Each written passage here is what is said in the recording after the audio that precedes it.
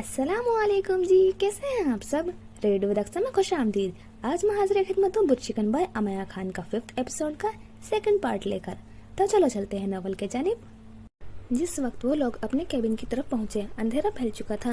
रामी ने गाड़ी से उतरकर अपने पंजों के बल खड़े होकर खुद को जरा सा ऊंचा किया और दिलचस्पी से कैबिन के आसपास देखने लगी।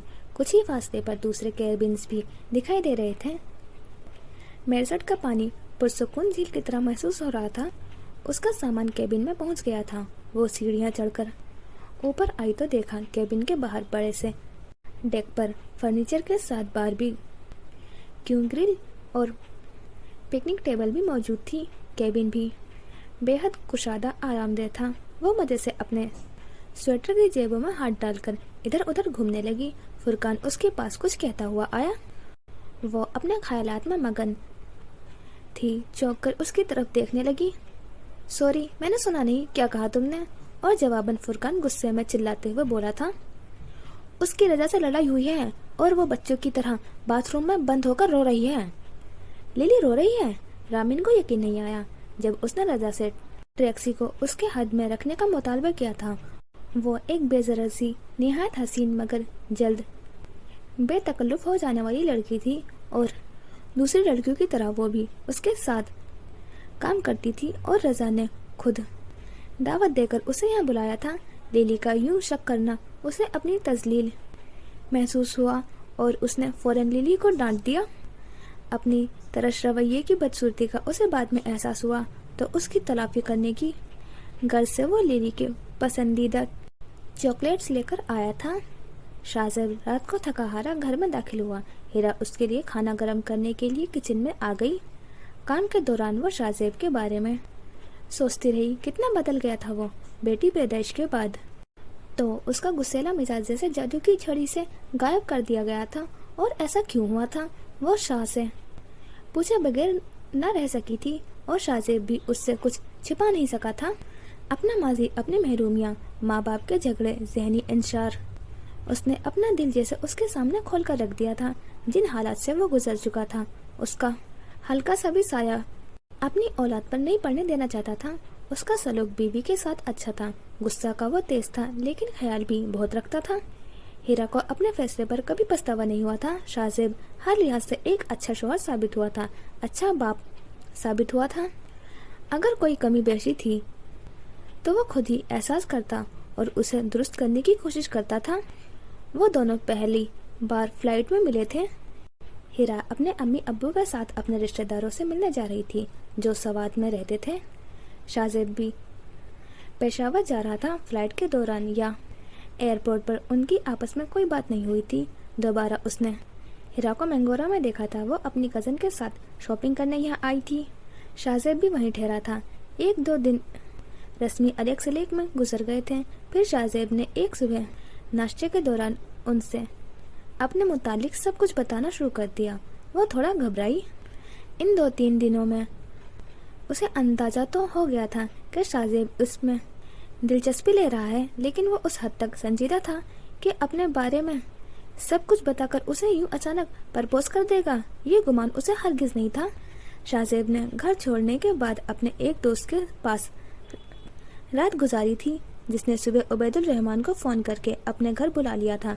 उबैद के इसरार के बावजूद उसने घर वापस आने से इनकार कर दिया था।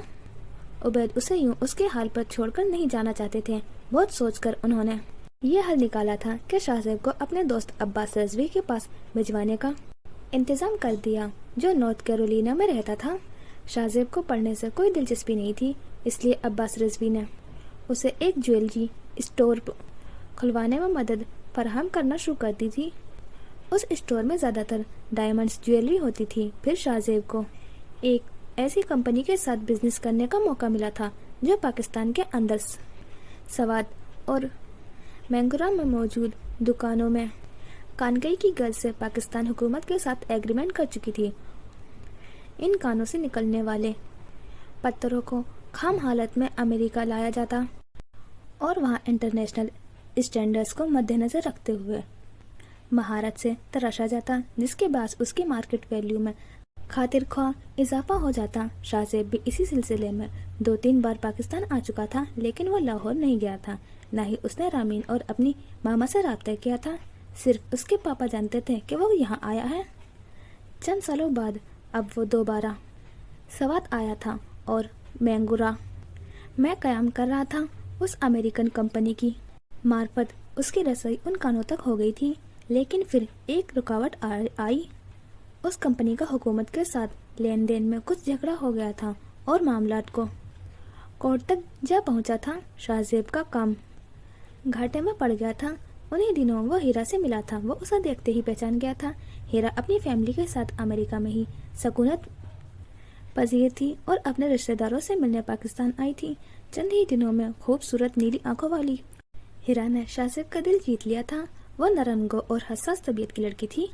شاہ زیب نے اسے اپنی زندگی میں شامل کرنے کا فیصلہ کر لیا تھا اور پرپوز بھی کر دیا تھا۔ عبید الرحمن اس سے ملنے کے لیے آئے اور رامین کے نکاح کی خوشخبری دیتے ہوئے اس سے اس موقع پر گھر واپس چلنے کو کہا۔ شاہ زیب رامین کے نکاح کا سن کر بہت خوش ہوا تھا اور اس نے پاپا کو ہیرا کا متعلق بھی بتا دیا تھا۔ وہ بھی اس شادی کرنا چاہتا تھا۔ شاہ زیب کی خواہش کے عبید کو سخت برہم کر دیا تھا۔ ان کا پکا ارادہ تھا کہ رامین کی شادی کے بعد وہ اپنی بہن قدسیہ بیگم کی بیٹی کا رشتہ مانگیں گے۔ دن رات محنت سے شاہ زیب اپنے آپ کو اسٹیبلش کر چکا تھا۔ اگر عبید اس کی سرپرستی سے ہاتھ اٹھا بھی لیتے تو اسے کوئی پرواہ نہیں تھی۔ وہ کوئی بھی پریشر قبول کرنے کے لیے ہرگز تیار نہیں تھا۔ اسے ٹس سے مس نہ ہوتے دیکھ کر عبید نے اسے رامین کے نکاح میں بھی شرکت کرنے سے منع کر دیا۔ شاہ زیب ان کی جذباتی ہتھ کنڈوں سے اس قدر دل برداشتہ ہوا کہ اپنی ماں بہن سے ملے بغیر ہی امریکہ واپس چلا آیا۔ صرف یہی نہیں، اس کے بعد اس نے عبید سے بھی کسی قسم کا کوئی رابطہ نہیں رکھا تھا۔ نارتھ کیرولینا سے اپنا کاروبار سمیٹ کر وہ کیلیفورنیا آ کر اپنا ہائم میں اسٹیبلشڈ ہو گیا تھا۔ یہاں اس نے نئے سرے سے اپنی زندگی کا آغاز کرنا پڑا۔ حالات بہتر ہونے کے بعد اس نے ہیرا سے شادی کر لی۔ ہیرا کے ماں باپ نے شاہ زیب کے بارے میں ہر طرح سے تسلی کرنے کے بعد اپنی بیٹی اس سے بیاہی تھی۔ ہیرا کے والد شاہ زیب کو بہت پسند کرنے لگے تھے۔ یوں ان دونوں کی شادی میں کوئی رکاوٹ نہیں آئی تھی۔ دونوں خالوں اور ماماؤں کو ان کی زندگی میں کوئی اہم رول نہیں رہا تھا۔ شاہ زیب کو ان سے ملنے کا شاید اسی لیے خیال بھی نہیں آیا تھا۔ اسے اپنی بہن کی فکر تھی۔ وہ بھی اس کے نکاح کے بارے میں ہی سن کر اسے تھوڑا اطمینان رہنے لگا تھا کہ جلد ہی وہ بھی اپنی زندگی میں سیٹل ہو جائے گی۔ اپنی دعاؤں میں وہ اس کے لیے دنیا بھر کی خوشیاں مانگا کرتا تھا، لیکن کبھی کبھی صرف دعا کرنا ہی کافی نہیں ہوتا۔ اپنے ذمہ داری اور فرائض کو دعا مانگ کر ادا نہیں کیا جا سکتا، عمل سے کیا جاتا ہے۔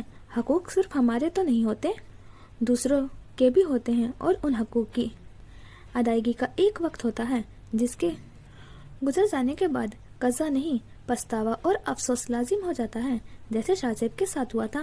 اس کا ہاتھ پکڑ کر چلنا سکھانے والا باپ اس دنیا سے چلا گیا تھا اور اسے خبر بھی نہ ہوئی تھی۔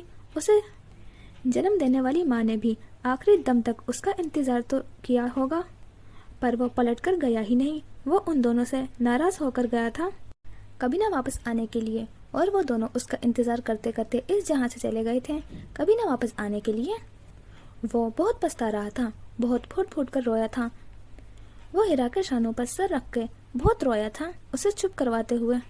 ہیرا بھی ضد کھو بیٹھی تھی، بنا دیکھے بنا جانے ہی اسے شاہ زیب کے والدین پر بہت ترس آ رہا تھا، جنہوں نے اپنی زندگی لڑائی جھگڑوں میں گزار دی تھی، ہر نعمت کو اپنے ہاتھوں سے راکھ کا ڈھیر بنا دیا تھا۔ جب اسے ایئرپورٹ پر طارق ماموں سے اپنے والدین کے انتقال کی خبر ملی تھی، اپنے گھر پہنچتے ہی اس نے رامین کو فون ملایا تھا، اس سے بات کی تھی۔ تسلی کے الفاظ اس کے پاس نہیں تھے، اپنے آپ کو لعنت ملامت کرتا وہ خود میں رامین کا سامنا کرنے کی ہمت پیدا نہیں کر پا رہا تھا۔ ایسے میں ہیرا نے اسے سنبھالنا تھا، سمجھایا تھا۔ جب تک اس کے پاکستان جانے کے انتظامات ہوئے وہ بہت حد تک سنبھل گیا تھا، اس لیے وہاں پہنچنے کے بعد نہایت اہم فیصلے کرنے میں اسے دیر نہیں لگی تھی۔ آراستہ محل کو بیچ دیا گیا۔ رامین کی رضامندی سے ٹرے میں کھانا اور پانی کا گلاس رکھ کر ہیرا اپنے بیڈ روم میں آئی تو شاہ زیب سونے کے لیے اپنے کپڑے تبدیل करके बाथरूम से बाहर आ चुका था, उसे देखकर एक निढाल सी मुस्कुराहट नमूदार हुई शाहजेब के चेहरे पर। फिर उसने कहा, सॉरी यार, मुझे बताना चाहिए था तुम्हें। बहुत थक गया हूँ, इसलिए बिल्कुल भी कुछ खाने का दिल नहीं चाह रहा। I am sorry. कोई बात नहीं, मैं वापस ले जाती हूँ। उसने ट्रे बिस्तर से उठाई और दरवाजे से बाहर निकलते हुए एकदम मुड़कर पूछा, गर्म दूध ला दूं? यूं खाली पेट सोने से और ज्यादा निढाल हो जाएंगे। शाहजेब ने इस्बात में सर हिला दिया। 5 मिनट बाद वो दूध गर्म करके ले आई थी। शाहजेब ने मग हाथ में लिया और घूंट घूंट करके पीने लगा। शाहजेब, मैं आपसे रामिन के मुतालिक कुछ जरूरी बात कहना चाहती हूँ। कुछ लम्हों बाद उसने जरा झिझकते हुए शाहजेब से कहा, तो वो टीवी से नजरें हटाकर उसकी तरफ देखने लगा। हाँ कहो, क्या कोई मसला है? नहीं, कोई मसला नहीं है। असल में मैं ये सोच रही थी कि हमें रामिन की शादी कर देनी चाहिए। हिरा ने इतना कहकर थोड़ा सा वक्फा लिया, फिर कहा, अम्मी को रामिन बहुत अच्छी लगी है। वो मेरा कजन है ना, उसके लिए सोच रही हैं। कौन, हाशिम की बात कर रही हो क्या? शाह ने पहले सवाल किया, फिर उसे याद आ गया। हाशिम हिरा की खाला का बेटा था और न्यूयॉर्क में आर्किटेक्ट था और हर तरह से रामिन के लिए मौजू भी। लेकिन शाहजेब उससे आगे सोचते हुए रुक सा गया। तुमने आंटी को बताया कि रामिन की डाइवोर्स हो चुकी है? हिरा ने इत्मीनान से कंफर्टर खोला और कहा, हाँ वो जानती हैं कि रुखसती से पहले ही रामिन की डाइवोर्स हो गई। शाहजेब, ये कोई ऐसी बड़ी बात नहीं है कि जो किसी के लिए काबिल एतराज हो। आप जानते तो हैं मेरी फैमिली को। शाहजेब को उसकी बात से इत्तेफाक था कि हिरा की फैमिली निहायत सुलझी हुई थी। तुमने रामिन से इस बारे में कुछ कहा? शाहजेब के लिए रामिन की मर्जी जानना भी जरूरी था। पूछा था मैंने रामिन से, खास हासिम का नाम लेकर नहीं, मगर ऐसे ही कि शादी के बारे में वो क्या सोचती है। तो क्या क्या उसने साफ इनकार कर दिया। शाहजेब, वो कहती है उसे जिंदगी भर शादी नहीं करनी, आप उसे समझाए ना। रामिन का जवाब सुनने के बाद शाहजेब को फैसला करने में एक लम्हा लगा था। बस उसने कतई लहजे में हीरा से कहा, देखो हीरा, डोंट टेक मी रॉन्ग, लेकिन आज के बाद तुम इस बारे में कुछ नहीं कहोगी, ना मुझसे ना रामिन से। अगर वो नहीं चाहती तो हम में से कोई उसे मजबूर नहीं करेगा। वो शादी नहीं करना चाहती ना सही। मैं सारी जिंदगी उसके लाड उठाऊंगा और उसकी हर ख्वाहिश पूरी करूंगा। और जब तक वो खुद नहीं चाहेगी, कोई उसे शादी करने के लिए फोर्स नहीं करेगा। वो निहायत नरम लेकिन मजबूत लहजे में उसे समझा रहा था। हिरा, मैं चाहता हूँ रामिन अपनी जिंदगी का हर फैसला अपनी मर्जी से करे। मैं उसके साथ रवा रखी गई हर ज्यादती का अजाला करना चाहता हूँ। एंड आई होप कि तुम मेरी फीलिंग्स को समझने की कोशिश करोगी। उसने हिरा का हाथ अपने हाथों में ले लिया। हाँ, एक बात जरूर उस तक पहुँचा देना कि उसे अपने तमाम फैसले करने की आज़ादी है।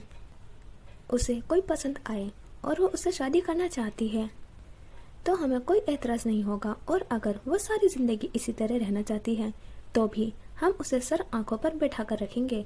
ओके, कह दोगी ना? शाहजेब को यकीन दिलाने की जरूरत थी। हीरा गहरी मुस्कुराहट होठों पर सजाते हुए अपने महबूब शोहर की तरफ देखा और बोली, आ जाने मन, हम उसको बोल देगा। हीरा की पश्तो लहजे में दी जाने वाली गारंटी शाहजेब ने भी मुस्कुराते हुए वसूल करी। नाश्ता सबने मिलकर डेक पर ही किया था, सिवाय लिली और रामीन के। लिली तो रजा को नजरअंदाज कर रही थी, इसलिए और रामीन को उसे अकेला अंदर छोड़कर जाना गवारा नहीं था, इसलिए वो भी किचन काउंटर पर उसके साथ ही नाश्ता करने लगी। 10 बजे तक पूरे ग्रुप का मारीपोसा जाने का इरादा हो गया था। चाय काफी सर्व कर दी गई थी।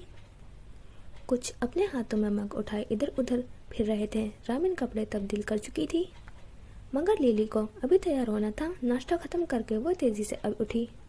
रामीन वहीं स्टूल पर बैठी कॉफी की चुस्कियां ले रही थी कि रजा के पास आया और निहायत शाइस्तगी से गोया हुआ, रामीन, आई एम सॉरी, मैं आपको तकलीफ नहीं देना चाहता था, लेकिन मेरी एक दोस्त ने अभी अभी हमें ज्वाइन किया है। क्या उसके लिए ब्रेकफास्ट बन सकता है? उसमें तकलीफ की क्या बात है, मैं अभी बना देती हूँ। वो मुस्कुराते हुए स्टूल से उतरकर स्टोव के पास आकर खड़ी हो गई और रजा शुक्रिया कहते हुए वापस डेक की तरफ चला गया। फ्रिज से नाश्ते की चीजें निकालकर वो पलटी तो नजर ग्लास वॉल से बाहर नजर आते रजा के दोस्तों पर जा रुकी। एक नया इजाफा था तो सही, कुर्सी पर बैठा हुआ, जिसके पैरों के पास एक बैग भी रखा हुआ था, लेकिन सूरत उसकी दिखाई नहीं दे रही थी। वो इसकी तरफ पुष्ट किए बैठा था। اس کے باوجود کچھ تھا جو رامین کو جانا پہچانا سا محسوس ہوا تھا۔ Brown leather jacket. اس کے ذہن میں صبح دکھائی دینے والے شخص کا سراپا ابھرا تھا۔ اوہ، تو یہ رضا کے دوست ہیں۔ ماما حل کرتے ہی وہ ناشتہ بنانے پھر سے مصروف ہو گئی۔ ناشتہ بنانے کے بعد اس نے رضا کی طرف دیکھا جو اپنے دوستوں کے ساتھ خوش گپیوں میں ایسا مگن ہوا تھا کہ رامین سے تھوڑی دیر پہلے کی گئی درخواست بالکل ہی بھلا بیٹھا تھا۔ اس نے چیز آملیٹ کی پلیٹ اپنے ہاتھ میں پکڑی اور کافی کا مگ لے کر ڈیک پر آ گئی۔ نوارد کے دائیں طرف کھڑے ہو کر اس نے جیسے ہی پلیٹ اس کے آگے رکھی، اس شخص نے رامین کو دیکھا اور رامین نے اسے، اور دونوں ہی اپنی جگہ جم گئے تھے۔ وہ اجنبی نہیں تھا، ہرگز نہیں۔ وہ نوارد شخص اسے وہ اچھی طرح جانتی تھی، لیکن یہ یقین نہیں آ رہا تھا کہ وہ اس کے سامنے ہے۔ ٹھٹک کر رک جانے کے بعد سانس لینا، پلک جھپکنا، وہ سب بھول گئی تھی۔ اس کا تو دل بھی دھڑکنا بھول گیا تھا۔ پیے ہیں 7 سمندر مگر وہی ہے پیاس، نگاہ بھرتی نہیں ہے کسی کو پا کر بھی۔ یہ کیفیت سیکنڈ پر مشتمل تھی اور اس شخص نے یکدم اپنا رخ موڑ کر اس کے اور اپنے درمیان بندی نظروں کے ڈور کو جھٹکا دے کر واپس کھینچ لیا۔ اس کے حصے کی ڈور لپک کر آنکھ میں واپس آئی تو مجبوراً پلکیں جھپکنا پڑ گئی تھی۔ اپنے بڑھتے قدم واپس پلٹنا آسان نہیں تھا اور ٹھہرے وقت کے ساتھ ٹھہرنا بھی ناممکن۔ لرزتے جسم اور ڈگمگاتے قدموں سے کیبن میں آتے ہوئے اس نے کانپتے ہاتھوں سے اپنے چہرے پر بکھرے لٹوں کو پیچھے ہٹایا۔ کچھ سوچا اور ایک بار پھر پیچھے مڑ کر اس شخص کو دیکھا۔ وہی چہرہ، وہی انداز، ہاں وہ وہی تھا۔ آس پاس کسی نے بھی نوٹس نہیں کیا تھا کہ وہ نوٹس کر رہی ہے، سوائے اس ایک شخص کے جو اس کی نگاہوں کا مرکز بنا ہوا تھا۔ مہریز سب کچھ جان کر بھی انجان بنتے ہوئے اس کی طرف دیکھنے سے گریز کر رہا تھا اور وہ سراپا انتظار نہایت بے قراری سے اس کی توجہ کی طالب تھی۔ مہریز خاموشی سے ناشتہ کرتا رہا، سر جھکائے۔ اس نے ایک بار بھی نظر اٹھا کر اپنے سامنے کھڑی رامین کی طرف نہیں دیکھا۔ اس کا بیگانہ رویہ دیکھ کر رامین کو شک سا ہوا تھا۔ شاید وہ غلط سمجھی ہے، لیکن وہ 100% وہی تھا، بالکل بھی نہیں بدلا تھا کہ اسے پہچاننے میں کسی بھی قسم کی کوئی دقت نہیں پیش آئی۔ تو پھر وہ اس کی طرف دیکھتا کیوں نہیں؟ کیا میں بدل گئی ہوں؟ میری صورت بدل گئی ہے، وہ بھی اس قدر کے مہریز مجھے پہچان نہیں سکا، یا پھر وہ ابھی تک مجھ سے خفا ہے، میری شکل نہیں دیکھنا چاہتا، اس لیے مجھے پہچان کر بھی انجان بن رہا ہے۔ الگ الگ سہی دنیا کا اور دوست کا غم، کبھی یوں ہی ذرا دیکھو انہیں ملا کر کبھی۔ ایک طویل ترین تھکی ماندی سانس اس کے سینے سے خارج ہوئی تھی، بالکل بے آواز۔ گنگا دکھ دل میں بھاری پتھر کی طرح آن بیٹھا، آنکھوں میں دھند لاغبار بھرتا جا رہا تھا۔ چاہنے کے باوجود وہ رو نہ سکی۔ عجیب قحط پڑا اب کے سال اشکوں کا کہ آنکھ تر نہ ہوئی خون میں نہا کر بھی۔ اپنی بے بسی پر ہنستے ہوئے اس نے ہمیشہ کی طرح خود سے بے تحاشا نفرت محسوس کی تھی۔ میں اسی قابل ہوں۔ سخت دیش کے عالم میں خود کو اچھی طرح لعنت ملامت کرنے کے بعد اس نے گویا فیصلہ سنا دیا۔ یہ جو دستے فراق ہے، یہ رکے اگر تو نشاں ملے کہ جو فاصلے کی سلیب ہے، یہ گڑی ہوئی ہے کہاں کہاں، میرے آسماں سے کدھر گئی تیرے التفات کی کہکشاں، میرے بے خبر میرے بے نشاں، یہ رکے اگر تو پتہ چلے میں تھا کس نگر تو رہا کہاں، کہ جماؤ مکان کی یہ وسعتیں تجھے دیکھنے کو ترس گئے، وہ میرے نصیب کی بارشیں کسی اور کی چھت پر برس گئی۔ مہریز کبھی کبھی ایک اچٹتی سی نگاہ رامین پر ڈال لیتا اور پھر اپنے سیل فون پر میسج کرنے لگ جاتا۔ کچھ دیر بعد اس نے اپنا فون جیکٹ کی جیب میں واپس رکھ لیا اور واکمین کان سے لگا لیا۔ رامین اور وہ دونوں ایک دوسرے کو نظر انداز کرنے کی کوشش کر رہے تھے، لیکن سوچ وہ ایک دوسرے کے بارے میں ہی رہے تھے۔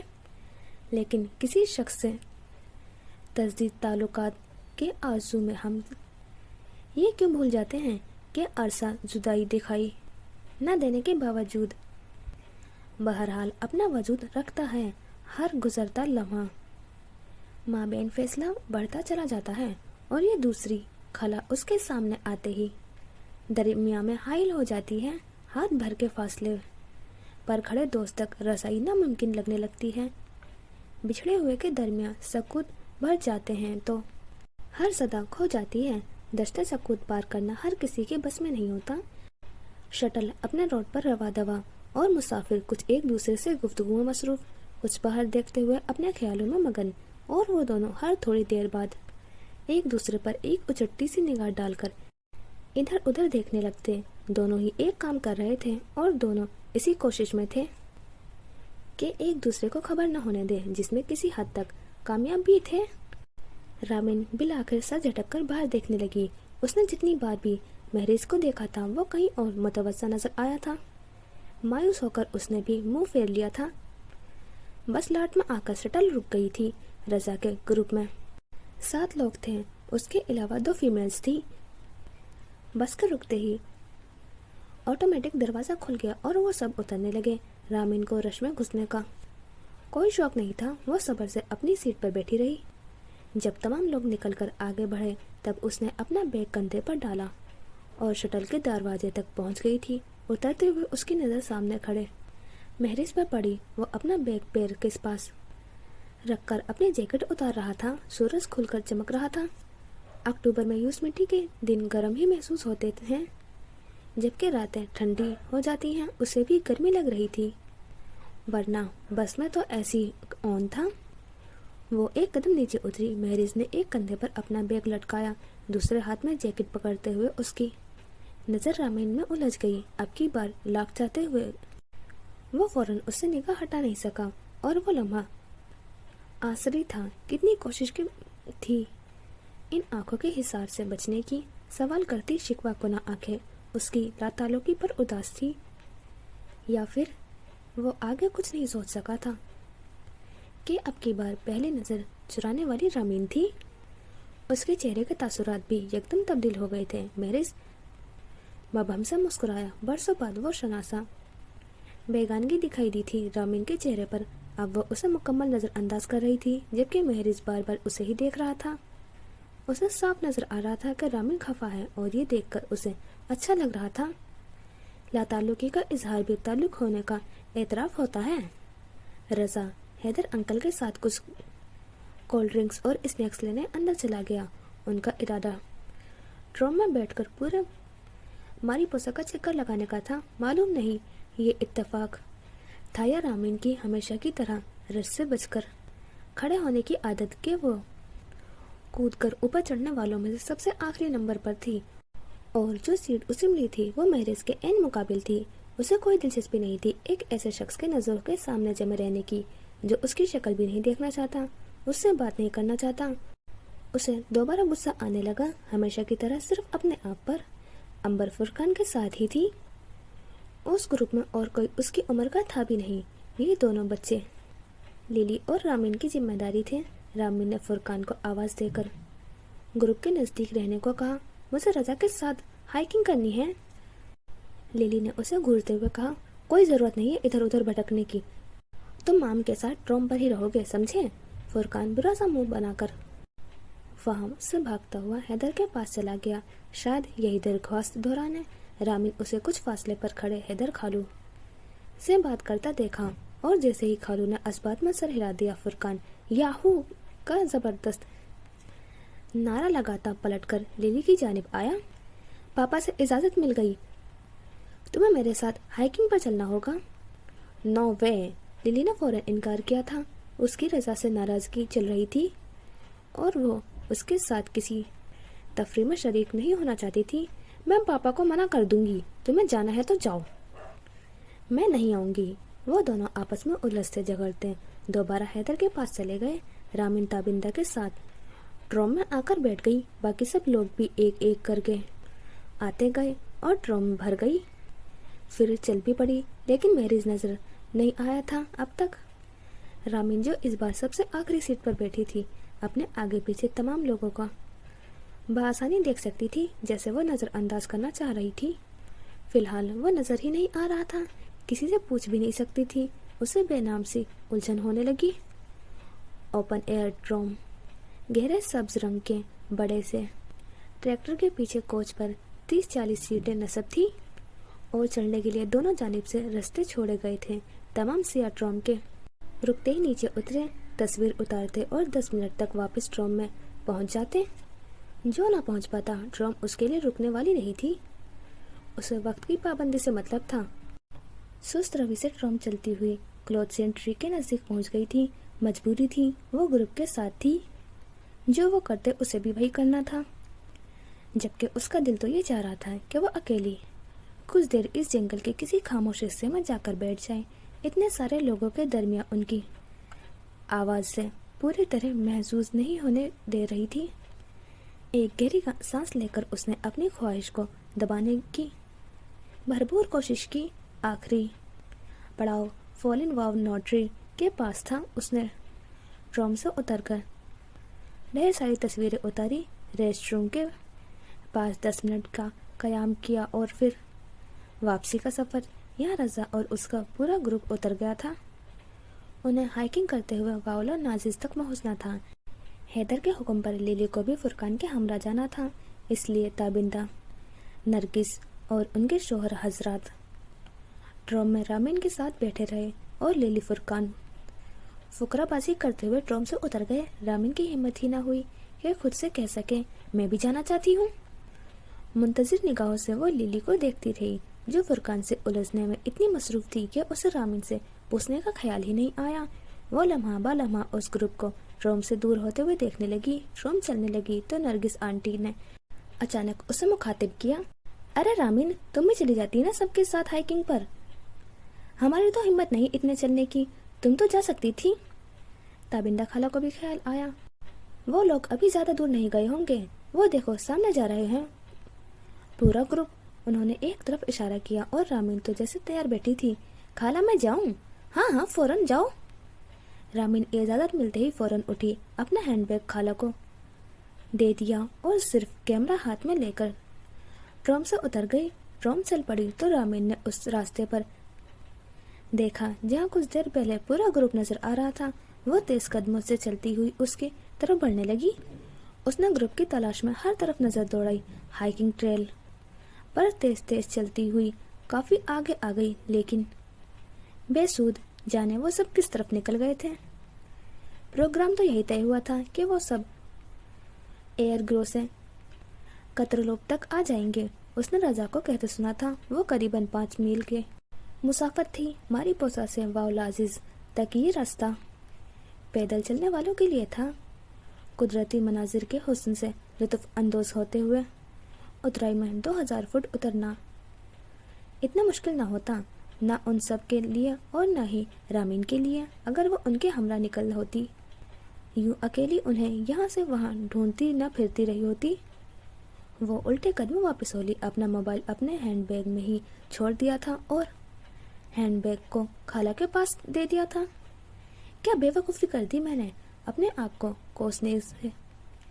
ये सुनहरी मौका वो कैसे जाने देती। बहरहाल गलती तो उसने की थी। अब अफसोस मलते रहने से कोई फायदा नहीं था। एक ही रास्ता बचा था उसके पास कि अगली ट्रोल में सवार होकर वापस चली जाती। वो तेज तेज कदम उठाती उसी मकाम पर आकर खड़ी हो गई जहाँ से ट्रॉम गुजरनी थी। ट्रॉम ट्रैक पर फिलहाल दूर दूर तक किसी ट्रॉम का नामो निशान नहीं था। अब सिवाय इंतजार करने के उसके पास कोई चारा नहीं था। ट्रैक से हटकर वो कुछ पल इधर उधर देखती रही। परेशानी के आलम में उसे कुछ देर पहले ही ख्वाहिश याद आई थी, जब वो अकेली इस जंगल में वक्त गुजारने के बारे में सोच रही थी। और अब वो अकेली थी। एक गहरी सांस लेकर उसने अपने आप को ढीला छोड़ा। बजाय कुड़ने के वो इतना वक्त किसी जगह सुकून से बैठकर भी तो गुजार सकती थी।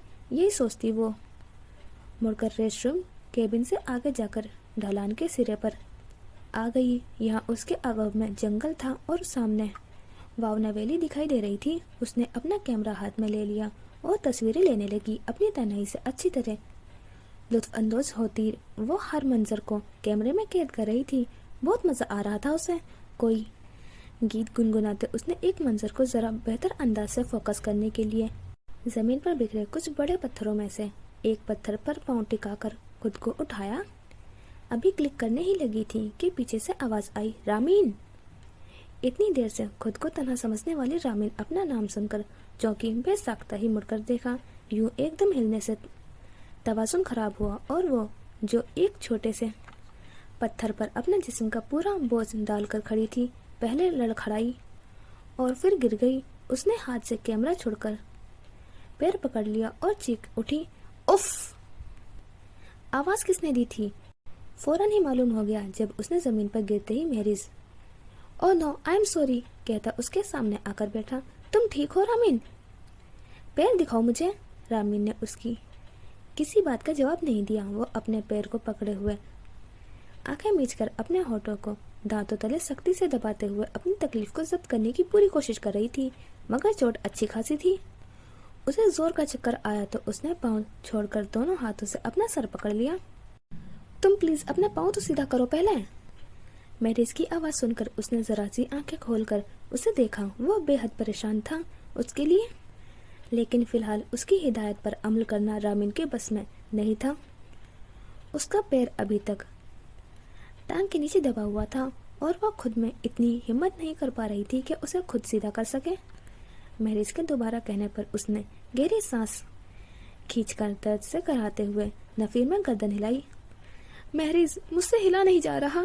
یہ سن کر وہ کچھ دیر اسے ناکام کوشش کرتے دیکھتا رہا. پھر اٹھ کر اس نے ایک ہاتھ کو رامین کے گھٹنے پر رکھتے ہوئے دوسرے ہاتھ سے دبے پاؤں کے ٹخنے کو جکڑا اور آہستگی سے ٹانگ کو سیدھا کر دیا. باوجود کوشش کے ایک ہلکی سی کرا نکل گئی تھی. مہریز نے ایک نظر اس کے چہرے کو دیکھا, پھر دو زانوں ہو کر اس کے متاثر پاؤں کا جائزہ لینے لگا. رامین کے ٹخنے اور ایڑی کے درمیان کا حصہ فوراً سوج گیا تھا. اس کے پاؤں میں موچ کے ساتھ ٹخنے پر بھی چوٹ آئی تھی. مہریز نے نرمی اور احتیاط کے ساتھ انگلیوں کے پور سے وہ باریک پتھر ہٹائے جو رامین کے پاؤں میں گھب گئے تھے. نرم تلووں پر ان پتھروں کے نشان نظر آ رہے تھے جو سلیپرز میں پہن کر آئی تھی. یہاں کے لیے ہرگز موزوں نہیں تھے اسے معلوم تھا, لیکن کیبن میں اچانک مہریز کو اپنے سامنے دیکھ کر اس نے ذہن نے جیسے کام کرنا چھوڑ دیا تھا اور وہ اپنے جوگرز پہننا بھول گئی تھی. مہریز نے باریک سنگ ریزو کو جھاڑنے کے بعد انگلیوں سے پیر کو ذرا سا سہلانا شروع کر دیا تاکہ تکلیف کا احساس تھوڑا کم ہو سکے. پاؤں کی اڑی کے کنارے ٹخنے تک آتی ایک نس ابھر آئی تھی. چند لمحوں میں ہی اسے اندازہ ہو گیا تھا کہ پیر کس جگہ سے مڑا ہے. مہریز کو لگا وہ اس کا پاؤں ٹھیک کر سکتا ہے. یہ سوچ کر اس نے رامین سے بغیر کچھ کہے دونوں ہاتھوں سے اس کا پیر اور ٹخنا مضبوطی سے پکڑ لیا. وہ جو اب تک مندی آنکھوں سے اپنے درد کی کمی کا انتظار کر رہی تھی, پاؤں کے پکڑے جاتے ہی پوری آنکھیں کھول کر یکدم سیدھی ہوئی بیٹھی. یہ تم کیا کرنے لگے ہو؟ مہریز نے اسے خاموش رہنے کا اشارہ کیا اور اسی دم اس کا پیر پنجوں سے پکڑ کر گھما دیا. رامین تکلیف سے تڑپ اٹھی. مہریز کے بچے میرا پیر چھوڑو کہتے ہوئے اس نے اپنا پیر چھڑوانے کے لیے مچلنا شروع کر دیا, لیکن مہریز کی گرفت مضبوط تھی. اس کے اس طرح مچلنے پر وہ جھلا گیا. تم 2 منٹ سیدھی نہیں بیٹھ سکتی؟ بند کرو یہ کتھک. تم میرا پیر تو چھوڑو. نہیں چھوڑوں گا جب تک تم تمیز سے سیدھی نہیں ہو کر بیٹھو گی. اب وہ باقاعدہ اسے ڈانٹ رہا تھا. رامین ساکت ہو گئی. مہریز نے کام جاری رکھا. پہلے سیدھے ہاتھ کی انگلیوں سے ٹخنے پر چڑھی نس کو دبایا اور اس کا پنجہ ایک بار پھر مخاطب سمت پر موڑ دیا.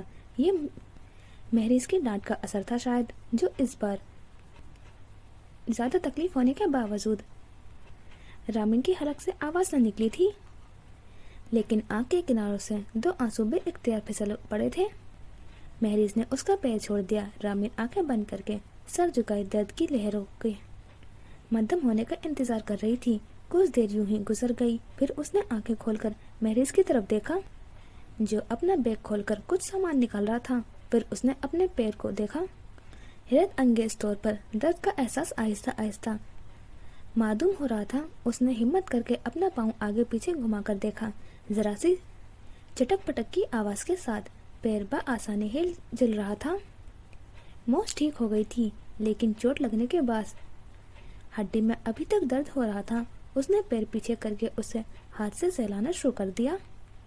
تم یہاں اکیلے کیا کر رہی تھی؟ باقی سب لوگ کہاں ہیں؟ महरिज ने अपने बैग से बैंडेज रोल बाहर निकालकर उसे पैरों के नजदीक रखी। रामीन बरसती नजरों से झुकाए हुए बोली थी, कोई नहीं है, सब चले गए। तुम्हें अकेला छोड़कर? वो हैरान हुआ, ऐसा कैसे हो सकता है? महरिज का पूछना गजब हो गया। रामीन फट पड़ी, क्यों, तुमने भी तो यही किया था। मैं तुमसे बात करना चाहती थी और तुम बगैर कुछ सुने चले गए। स्कूल के बाहर महरिज का रवैया उसे आज भी याद था। मैं कहीं गया ही नहीं था, वहीं पर था। मुझे तो नजर नहीं आए तुमने देखने की कोशिश नहीं की होगी, वरना मैं वहीं था तुम्हारे आसपास। क्या फायदा ऐसे पास होने का जब इंसान दिखाई ही ना दे। मैं तुमसे कुछ कहना चाहती थी, तुम फिर भी नहीं रुके। तुम आवाज दे लेती, शायद रुक जाता। सब कुछ मैं करती, क्यों?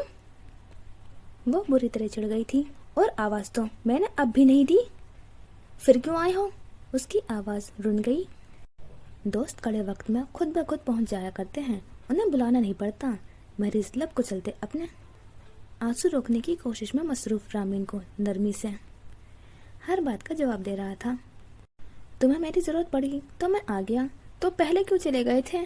अब की बार रामीन ने अपने आंसू को बह जाने दिया था, और महरिज के लिए उसे रोता देखना किसी इम्तिहान से कम नहीं था। अब नहीं जाऊंगा। महरिज ने उसके पैर पर कोई ट्यूब लगाई, फिर कहा, आई एम सॉरी, मेरी वजह से तुम्हें चोट लग गई, लेकिन प्लीज तुम रो मत, मुझे बहुत अफसोस हो रहा है। कोई बात नहीं, गलती तुम्हारी तो नहीं थी। ये स्लीपर्स नहीं पहनने चाहिए थे मुझे, तो तुमने मुझे माफ कर दिया। महरिज ने हल्के से मुस्कुराया था। अब यूं पैर पकड़ के माफी मांगोगे तो माफ करना ही पड़ेगा। रामीन इतनी देर में पहली बार खिलकर मुस्कुरा रही थी। फिर उसने अपना पाँव जरा सा नीचे रखते हुए कहा, तुम रहने दो, मैं खुद लगा लूंगी। लेकिन महरिज ने उसे ऐसा नहीं करने दिया था। फौरन उसका पाँव पकड़कर अपने घुटने पर रखा और तहकुमाना अंदाज में कहा, अभी मैं बैंडेज करूंगा, तुम बिल्कुल सीधी बैठी रहो, समझी? क्रीम मलने के बाद वो उसके पैर पर बैंडेज लपेटने लगा। फिर उसका पाँव अपने घुटने से हटाकर नीचे रख दिया। थैंक्स। उसे वाकई बेहद आराम मिल रहा था, लेकिन अभी वो एक पाँव पर सारा बोझ डालकर खड़ी नहीं हो सकती थी। महरिज ने खड़े होकर अपना हाथ उसकी तरफ बढ़ाया। मजबूरी तो थी, उसे उठने के लिए महरिज का सहारा दरकार था, सो वो अपना हाथ खामोशी से उसके हाथ में दे दिया। वो अब पहले की तरह परेशान नहीं थी।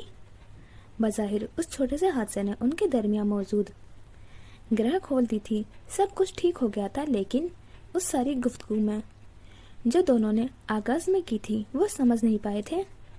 रामीन उसके मासी के हवाले से शिकवा कर रही थी, जबकि महरिज हाल में ही रहा था।